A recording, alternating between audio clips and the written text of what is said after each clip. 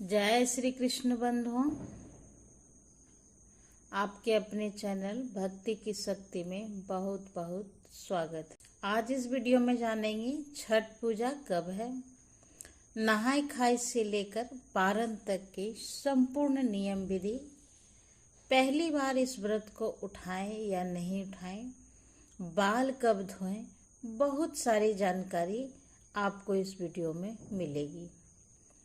छठ पर्व सभी पर्वों का पर्व महापर्व है और कार्तिक महीने की शुक्ल पक्ष षष्ठी तिथि को यह व्रत किया जाता है और छठ व्रत 4 दिन का होता है। पहले दिन नहाय खाए, दूसरे दिन खरना, तीसरे दिन शाम का अर्घ और चौथे दिन सुबह का अर्घ। उसके बाद पारण किया जाता है और इस व्रत में नियम निष्ठा यानी शुद्धता का बहुत ध्यान रखा जाता है। तो हमें नियम और शुद्धता से श्रद्धापूर्वक इस व्रत को करना चाहिए। अगर आप लोग पहली बार इस व्रत को उठाना चाहते हैं तो आप लोग ज़रूर उठा लीजिए। इस बार का समय बहुत ही अच्छा है और इस व्रत में नहाय खाय के दिन का विशेष महत्व होता है। तो नहाय खाय के दिन आप सबसे पहले नाखून कटा लीजिए। कोई भी अगर हम खास व्रत करते हैं तो उसमें शुद्धता बहुत ज़्यादा ज़रूरी है। तो आप लोग सबसे पहले नाखून काट लीजिए। गांव में तो जो नाई होते हैं ना, वो नाई आते हैं नाखून काटने के लिए, पैर में महावार लगा देती है। तो अगर आपके यहाँ नाई नहीं आ पाता है तो आप उनसे कटवा लीजिए, नहीं तो आप अपने से ही नाखून काट लीजिए, पैर में महावार लगवा लीजिए। उसके बाद आप बाल धोकर स्नान कीजिए। आपके अगल बगल में नदी तालाब गंगा जी हैं तो आप नहाय खाय के दिन नदी तालाब गंगा जी में ही जाकर स्नान कीजिए। अगर मान लीजिए आपके यहाँ दूर है, नहीं जा पा रहे हैं, तो आप अपने घर में ही नहाने के जल में थोड़ा सा जो है गंगा जल डालकर स्नान कर लीजिए। और इस दिन आप बाल धोकर स्नान करते हैं तो सबसे पहले हमें नाखून काट लेना है, उसके बाद बाल धोकर स्नान करना है और इस दिन आप लोग दातुन का ही प्रयोग कीजिएगा, ब्रश का बिल्कुल नहीं। यह व्रत 4 दिन का होता है तो 4 दिन के लिए आप 4 दातुन का जो है व्यवस्था कर लीजिएगा। और नहाय खाए को भी हमें दातुन ही करना होता है। खरना के दिन भी दातुन का प्रयोग करेंगे, शाम के दिन भी हम दातुन ही करेंगे, उस दिन भी दातुन का ही प्रयोग करेंगे और पारण के दिन भी आप दातुन का ही प्रयोग कीजिएगा। तो आप लोग पहले से ही दातुन मंगवा के रख लीजिएगा। और मान लीजिए जो लोग शहर में हैं उनको अगर दातुन नहीं मिलता है तो आप लोग एक नया ब्रश रख लीजिए। वैसे दातुन अगर मिल जाए तो बहुत अच्छी बात है, क्योंकि ब्रश तो नहीं हो जाती है, बट पेस्ट जो अभी मिल रहा है पता नहीं उसके अंदर क्या क्या हो, कहीं हमारी जो है व्रत में जो इतने हम नियम से इतनी शुद्धता से जो करेंगे व्रत, उसमें किसी तरह की बाधा न आ जाए। इसलिए तो आप भरपूर प्रयास कीजिए कि दातुन का ही व्यवस्था आप कर लीजिए और दातुन का ही प्रयोग कीजिए। उसके बाद हमें अच्छे से बाल धोकर स्नान कर लेना है। उसके बाद आप लोग प्रतिदिन जैसे पूजा पाठ करते हैं कर लीजिए। और नहाय खाय के दिन ही गेहूं धोया जाता है तो आप लोग गेहूं धो लीजिएगा। और इस दिन हम शुद्ध सात्विक भोजन करते हैं। इस दिन खाने में अरवा चावल का हम भात बनाते हैं, चना दाल बनाते हैं और लौकी की सब्जी, कद्दू की सब्जी की बनाई जाती है। और उसके साथ आप थोड़ा बहुत और भी कुछ कुछ बना सकते हैं सेंधा नमक डाल के। जो भी खाना बनाइएगा आप सेंधा नमक डाल करके बनाइएगा। इसे जो है नहाय खाय भी बोलते हैं या फिर कोई कद्दू भात भी बोलते हैं, ठीक है। आप हल्दी जो है शुद्ध रखें, वो अलग से रखें। नमक आप सेंधा नमक का जो है उपयोग कीजिएगा और हल्दी आप अलग से मंगा लीजिएगा। ये जनरल किचन वाली हल्दी आप ला करके। और लहसुन प्याज तो आपको छूना भी नहीं है, ठीक है।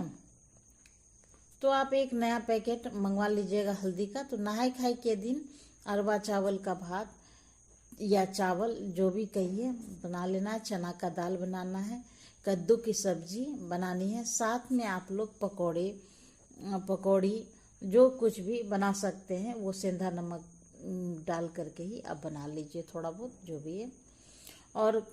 और कोशिश कीजिएगा कि एक रूम आप जो है पूजा का ही रख लीजिएगा, और उसी रूम में जनरल जो डेली जिस किचन में आप जो है हर रोज जिसमें खाना बनाते हैं उसमें आपको इस व्रत त्योहार का जो है कुछ नहीं करना है। उसके लिए आपको अलग से चूल्हा, अलग रूम अपना पहले से ही धो करके साफ करके आप रूम रख लीजिएगा, और उसी रूम में आपको जो है व्रत का सारा कुछ करना है। तो आप जो है किचन में तो जो जिस दिन में आप डेली खाना बनाते हैं, हर रोज खाना बनाते हैं, तो उस किचन में आपको कद्दू भात या नहाई खाई का भी जो भी खाना बनेगा उसमें भी आपको नहीं बनाना है। उसके लिए भी आपको पूजा वाला रूम है, जो घर है या जो भी जगह आपने व्यवस्थित किया है वहाँ पर साफ सफाई किया है, आपको उसी रूम में वहीं पर बनाना है। खाना भी जो बनाएंगे आप स्नान करने के बाद ही बनाएंगे। और आप रात के टाइम में रोटी भी खा सकते हैं, लेकिन रोटी बनाने से पहले जो है चकला, बेलन, तावा जो भी है वो सब भी आपको सेपरेट रख लेना है। तो एक बात और ध्यान दीजिएगा कि छठ पर्व में जो भी बर्तन या चूल्हा जो भी आप उपयोग में लाएंगे वो नया लाएं। यदि आप हर बार तो नया खरीदना पॉसिबल नहीं है, इसीलिए जो भी बर्तन है वो छठ में ही सिर्फ उपयोग कीजिए, वापस आप रख दीजिए। वापस से आप अगले साल फिर जो बार बार यदि आप छठ कर रहे हैं तो उस छठ को फिर से उसी बर्तन में निकाल के बनाइए। लेकिन जो आप चालू में किचन में चला रहे हैं या कहीं और यूज कर रहे हैं उस बर्तन को आप पूजा में, इस छठ में, महापर्व में आप उस बर्तन का उपयोग बिल्कुल नहीं कीजिएगा। एक सेट बर्तन जो भी है आपका, उसमें ज़रूरत जितना भी पड़ रहा है वो आप एक सेट बर्तन अलग से आप बनाकर रख लीजिए। उसके अगले दिन हम खड़ना करते हैं, जिसे लोहंडा भी कहा जाता है कहीं कहीं पर, उसका हम व्रत रखते हैं। तो खड़ना के दिन हम पूरे दिन व्रत रखते हैं। शाम के समय में हम जो है छठ मैया को प्रसाद चढ़ाते हैं। उसके बाद हम खीर और रोटी खाते हैं। वही खीर रोटी बना करके सुध से हम छठ माँ को भी पहले भोग लगा देते हैं, फिर अपना खाते हैं। खरना के दिन शाम के समय में नए चूल्हे पर खीर और रोटी बना लीजिए, और कहीं पर इस दिन दूध या चीनी डाल के खीर बनाया जाता है, तो कहीं पर गुड़ की खीर बनाई जाती है। तो आप लोग देख लीजिएगा आपके परिवार में कैसे चलता है। यदि आप पहली बार कर रहे हैं तो आप अपनी सुविधा के हिसाब से जो है स्टार्ट कर लीजिएगा, गुड़ वाली या चीनी वाली, क्योंकि एक बार जो आप कर लेंगे तो बार बार आपको जब भी करेंगे तो आपको उसी नियम का पालन आपको करना है, नियम को बदलना नहीं होता है। ठीक है, तो आप लोग खीर बना लीजिए या नई बना लीजिए, या गुड़ वाली खीर बनाइए या फिर चीनी वाली खीर बनाइए, जो भी बनाइए।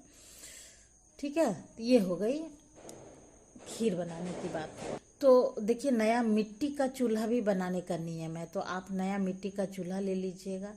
तो अब थोड़े शहरों में जो है थोड़ी सी दिक्कत होने लगी है कि मिट्टी का चूल्हा कहाँ मिलेगा, कौन बनाएगा, किसी को बनाने आती भी नहीं है। यदि बन भी गई तो उसमें आम की लकड़ी को पर जो है जलाया जाता है, तो आम की लकड़ी कहाँ मिलेगी। फिर वैसा घर नहीं होता है कि कहीं पर आप जो है चूल्हा जलाएं, धुआं करें। तो आप जो है एक नया चूल्हा, गैस की नए चूल्हे आप मंगा लीजिएगा। उसी चूल्हे को जो है आप यूज़ कीजिएगा। उसमें आप फिर किचन में कहीं वापस नहीं ले जाइएगा, और उसमें खाना यदि आप बना लिए तो वापस फिर यदि आप छठ कर रहे हैं अगली वर्ष, तो फिर आप नया चूल्हा आपको खरीदना होगा। तो आप देख लेंगे, मैं पहले भी बार बार बता रही हूँ कि आप जो है एक सेट सारा कुछ, सारा बर्तन चूल्हा जो आप छठ माता के नाम से एक सेट आप जो है खरीद कर रख लीजिए, और बार बार जब भी आप छठ करेंगे तो आप उसी चूल्हे का और उसी बर्तन का उपयोग कीजिएगा। तो एक बात हो गई कि आप यदि मिट्टी का चूल्हा यदि आप नहीं जला पा रहे हैं या नहीं उपलब्ध हो रहा है तो आप गैस चूल्हे पर भी बना सकते हैं, लेकिन आपको चूल्हा है वह शुद्ध होना चाहिए।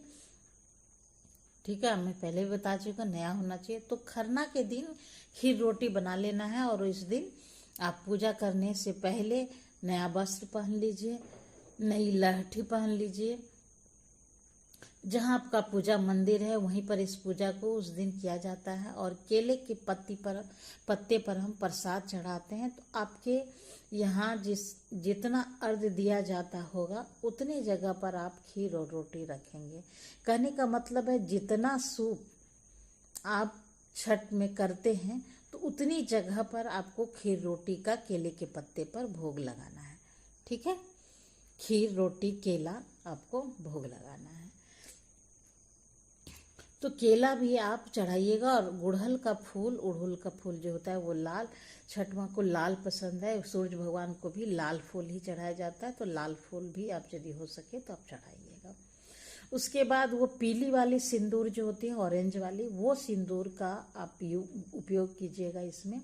वैसे आप यदि डेली जो भी सिंदूर आप लगाती हो, लाल लगाती हो या फिर आप लिक्विड वाला, उससे कोई बात नहीं है। लेकिन जब आप छठ कर रही हैं तो उससे आप ऑरेंज वाली सिंदूर, जिसे हम भखरा सिंदूर भी कहते हैं, उसी सिंदूर का आप उपयोग कीजिएगा। उसी का आप जो है पूरा नाक से लेके पूरी मांग तक आप टीका लगाइएगा।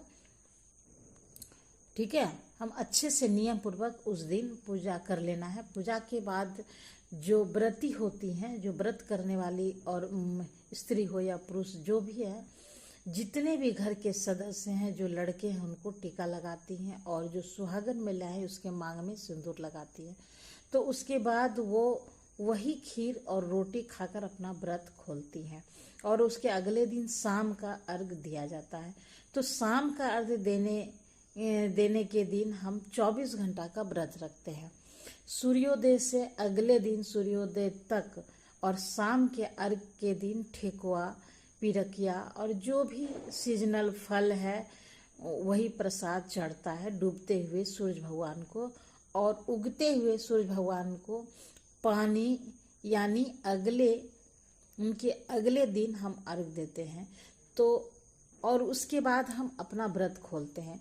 तो और इस व्रत में जो केराव होता है ना, जिसे मटर कहा जाता है, हरा मटर होता है, केराव ही कहा जाता है। वो हरा मटर अलग होता है, लेकिन मटर के तरह कई वो मटर प्रजाति का ही होता है, लेकिन वो केराव होता है। वही गाय का कच्चा दूध, उसी से हम अपना व्रत खोलते हैं, यानी पारण करते हैं। और आप लोग इस व्रत को एक साड़ी से करना चाहते हैं तो आप लोग एक साड़ी में भी कर सकते हैं। और मान लीजिए आपकी इच्छा है कि हम 3 साड़ी से इस व्रत को करें, तो आप 3 साड़ी से भी कर सकते हैं, इस व्रत को कर सकते हैं। लेकिन एक बात आप ध्यान रखिएगा, जो पहली बार कर रहे हैं वो अपने हिसाब से स्टार्ट करेंगे। ठीक है, चाहे एक साड़ी में कर रहे हैं तो आप सारा जितनी बार भी आप करेंगे छठ, तो आपको एक साड़ी में ही करना। यदि आप 3 साड़ी में कर रही हैं तो हर बार आपको 3 साड़ी में ही करना होगा। मैं बार बार रिपीट कर रही हूँ कि जो भी आप फर्स्ट टाइम करेंगे वो आपको जितनी बार भी आप करेंगे उतनी बार आपको उसी नियम को दोहराना होगा। आपको नियम में कोई बदलाव नहीं करना होगा। बहुत व्रती हैं कि आप जैसे पकवान नहीं डालते हैं, फल से ही कर लेते हैं, तो आपको हर बार फल ही करना होगा। ठीक है, यदि आप पकवान डाल रही हैं तो पकवान भी आपको हर बार डालना होगा। तो आप देख लीजिएगा आप क्या कर सकते हैं। ठीक है, उसी हिसाब से आप स्टार्ट कीजिए। 3 साड़ी आप कैसे पहनेंगे वो आप देख लीजिए। एक आप खरना के दिन पहन लीजिएगा, एक दूसरी आप जो है शाम के अर्घ के दिन पहनिएगा, और तीसरा आप सुबह के अर्घ के दिन पहनिएगा। तो मान लीजिए 3 साड़ी अगर संभव नहीं है तो आप लोग एक साड़ी में भी व्रत कर सकते हैं। अब सवाल ये है कि आप जो है उसके स्टार्ट आप कैसे करेंगे। यदि पहली बार किए हैं जैसे, तो आपको पहली बार यदि इस बार कर रहे हैं तो मैं तो कहूँगी एक साड़ी से ही आप कर लो। ठीक है, एक साड़ी हर बार आप करना ही करना है, संभव नहीं है कि हर बार 3 साड़ी हो ही पाए। ठीक है, इसलिए मैं तो कहूँगी, मैं सलाह दूंगी कि आप एक साड़ी से ही कर लो। ठीक है, और इन पूजा में नई साड़ी यानी जो है कोरा वस्त्र ही पहनना है। इसलिए मैं बार बार कर रही हूँ कि आप एक वस्त्र से कर लो, क्योंकि 3 वस्त्र आप जब 3 साड़ी पहन रहे हो, 3 कपड़े पहन रहे हो, तो तीनों कोरा ही चाहिए होगा आपको। ठीक है, तो आप लोग एक लाल या पीला रंग की साड़ी खरीद लीजिए। ठीक है, और पेटीकोट ब्लाउज कुछ भी सिलवाना है वो पहले से ही सिलवा कर रख लीजिए। पहले पुराने समय में नियम था कि साड़ी ब्लाउज और पेटीकोट नहीं पहने जाते थे, लेकिन अब ऐसा पॉसिबल नहीं है, नहीं पहनना चाहते हैं, अच्छी नहीं लगती है तो लोग सिलवा लेते हैं। तो कोई बात नहीं है, सिलवा लीजिए। उसके बाद हाथ में पहनने के लिए हमें लहठी खरीद लेना होगा। लहठी पहनकर ही पूजा किया जाता है। हमारे यहाँ पर यही नियम है, कोई भी अगर हम खास व्रत करते हैं तो लहठी शुद्ध माना जाता है और लहठी ही पहनना चाहिए और पहना भी जाता है। तो आप इसीलिए कंपलसरी, ये तो मैंने बता ही दिया कि ये पर्वों का पर्व महापर्व होता है, ये सभी जानते हैं। और इसमें बहुत शुद्धता, बहुत नियम से ये पूजा होता है। तो इसमें इसीलिए लहठी जो है इसे शुद्ध माना जाता है। इसीलिए कांच की चूड़ी तो आपको बिल्कुल नहीं पहननी है, इसीलिए आप लहठी ही पहनिए।